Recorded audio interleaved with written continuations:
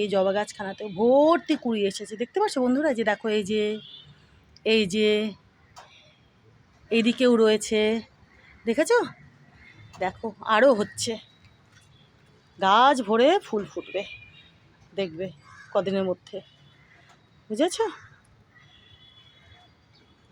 আর আবরাকা ডাবরাতেও কিন্তু আরও কুড়ি আসছে, বুঝেছো বন্ধুরা? এই যে দেখো, শিউলি গাছখানাকে এই যে আরেকখানা বাঁধন দিয়ে সাপোর্ট দিলাম এখানে, আর হচ্ছে এই যে এখানে দাঁড়াও, এই যে দেখো দুখানা দিলাম, দেখেছো? এই একখানা আর নিচে একখানা, এই দুখানা বাঁধন আজকে আবার দিলাম, দিয়ে সুন্দরভাবে আবার সাপোর্ট দিয়ে দিলাম।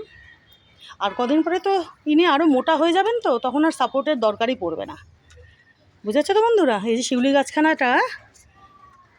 গাছখানাটা নয়, শিউলি গাছখানা কদিন পরে এত মোটা তাগড়া হয়ে যাবে, তখন আর এই সাপোর্টের দরকারই পড়বে না আলাদা করে। এখনই যা মোটা হয়েছে দেখো, আর ঝাঁকড়া, দেখেছো?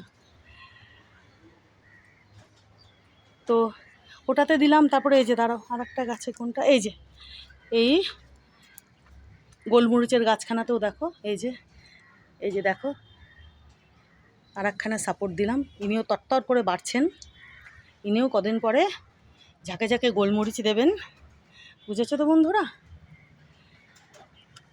তো দেখো মোটামুটি তো সাজিয়ে নিয়েছি আমার বাড়ির এই বাগানখানা, আর কিছুটা বাকি আছে, বুঝলে? ওগুলোও করে নেব। এই যে দেখো এই জায়গাটা, ওই দিকের কিছুটা জায়গা, বুঝেছো তো? আর কদিন লাগবে একটু।